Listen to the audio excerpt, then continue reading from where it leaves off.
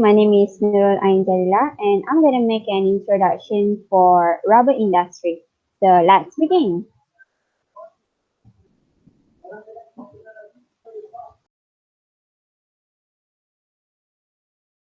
Rubber seedling were first brought into Malaysia, which is heavy Brazilian seeds from Brazil in 1877 in Kuala Kangsar, Perak. Nowadays, these types of rubber tree are widely grown in Southeast Asian countries, especially in Malaysia. Before Malaya achieved independence, the rubber enterprise were regulated by the RRIM to test the effectiveness of rubber crops and their use. After Malaya independence in 1957, the second Prime Minister of Malaysia, Tun Abdul Razak bin Hussein, has established the Rubber Industry Smallholder Development Authority RISDA for replay the program and channel new technology related to rubber smallholder.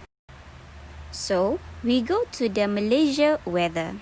The humid and hot equatorial climate in Malaysia throughout the year encourage the cultivations of various crops such as rubber. Rubber require temperature between 25 to 30 degrees Celsius. That's why Malaysia can contribute to the largest productions in the Asian region because our country has the requirement. So, what is the rubber uses in industry? Basically, rubber manufacture in Malaysia supplies some rubber products such as medical gloves, component for car, belts and horses. Rubber trees produce latex, which is important in the tire industry and other rubber-based industry. Apart from that, the wood is made of semi-hard type and can be used as furniture. Natural rubber was initially produced consisting of polymer of organic isoprene compound with small impurities of other organic compound that mix with water. It is used for cement as adhesive, insulation and friction tape. If rubber pieces are used in blanket, insulation and shoes. Synthetic rubber produced through the vulcanization process. The vulcanization process is a process of mixing natural rubber with sulfur atom. This process makes the vulcanized rubber more elastic, more heat resistant and stronger than the original rubber. Synthetic rubber also has many industrial applications similar to natural rubber, which is in the automotive industry for tire, belt, floor and window. Hello, my name is Nurani Zulaika Binti Muhammad Asri. I want to discuss about two challenges of the rubber industry. So, let's begin. The rubber industry is poor quality. It is because lack of advanced technology. To produce a product that produces rubber in the best possible way requires advanced technology. Second, insufficient collecting technique. Without adequate skill, the rubber industry cannot be developed. 3. Smallholders are not given the exposure to collect latex with advanced technology. Because without enough skill, the smallholder of the rubber industry cannot be well developed. Besides that, the challenges of the rubber industry is dumping of rubber stock. Excess stock will cause excess supplier of rubber in a market. For example, in 2030, quality of world natural rubber stock was at the level of 2 million tons. Okay, that's all. Thank you. Hi, Assalamualaikum. My name is Halimatun Binti Arif, and I'm going to talk about the challenges of rubber industry. So, let's go.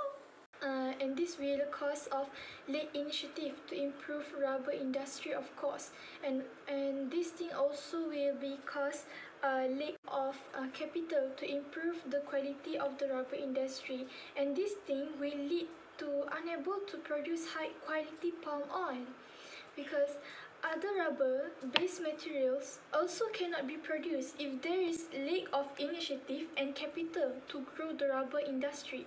So now let's go to the fourth challenges in rubber industry, which is dumping of rubber stock. The excess stock will cause excess supply of rubbers in the market, and this thing, of course, affecting rubber prices in the global market.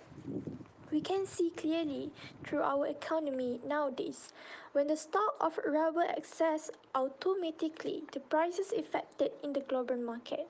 As an example, in 2013, the quality of world natural rubber stock was at the level of 2 million tons. Can you imagine how big amount of it? So, to conclude, the dumping of rubber stock has a huge impact on the dumping of rubber world. It has a huge impact on the dumping of rubber in the Bismillahirrahmanirrahim. Assalamualaikum warahmatullahi wabarakatuh and a very good morning to everyone. My name is Abdul Al-Azim bin Abdul Basir, and today I'm going to share with you guys about the opportunity in rubber industry. So without wasting our time anymore, let's get straight into it. So today I'm going to talk about a sub-point, which is the supply and demands. The industrial rubber industry is witnessing a growth due to its expanding application area, technological advancement in the industry, and its growing demand in the Asia Pacific.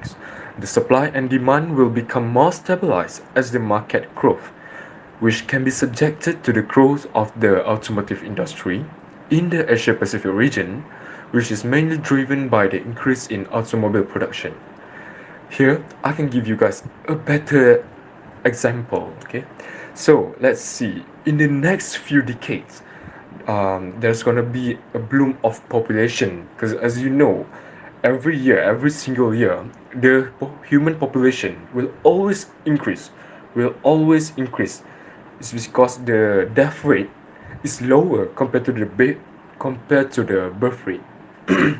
So here I can conclude that when the population grows, there's always gonna be an increased demand in the automobile production, as everyday people we're gonna use, let's say, transports such as car, buses, airbuses, aeroplane, anything as a transport, which will lead to the increase of production of rubber, as it helps in the automobile productions.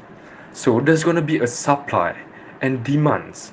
Whereas the supply, we are supplying the rubber to the automobile production, which demands the requirement of rubber to continue its production. Moving on to the next subpoint, growing demand for eco-friendly rubber. Industrial rubber is continuously growing and commercialized in many sectors, such as automotive, electrical, electronic, construction, and medical. Traditionally, the rubber compounded and manufactured from raw material based on fossil fuels, which has significant effect on the environment. Hence, this opened up a new path of developing bio-based rubber products derived from renewable resources and streamlined by environmental regulation. Furthermore, I want to explain about a little bit details about eco-friendly rubber.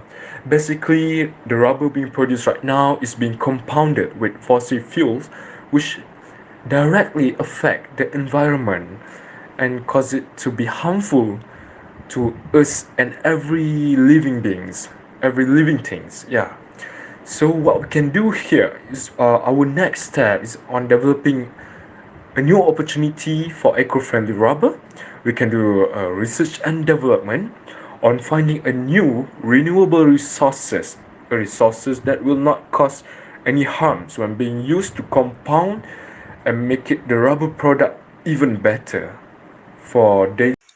Assalamualaikum and hi, I am Nur Binti and I am from SPF. I'll be explaining about opportunities of rubber industry. One of the opportunities of rubber industry is development of advanced materials and high value added products. Research and development need to be carried out to innovate and introduce new products that allows higher market value and dependency. Advanced materials will allow the rubber industry to take a step ahead from other industry and dominate the market for better profit. For example of advanced materials, we can do R&D to develop new ideas and innovate way of making rubber. Furthermore, future R&D can be done to achieve new rubber upgrade where we can use it as a substance in 3D printing. Thus, it will help to margin out and brings a lot of profit to the rubber industry. The next opportunity for rubber industry is export markets that always expanding. The export market can be expanded greatly by participating in international exhibitions and trade missions organized by Metric, KPPK, MRB, and MREPC. Furthermore, this can be achieved by exploring new markets such as Latin America, Africa, West and Central Asia.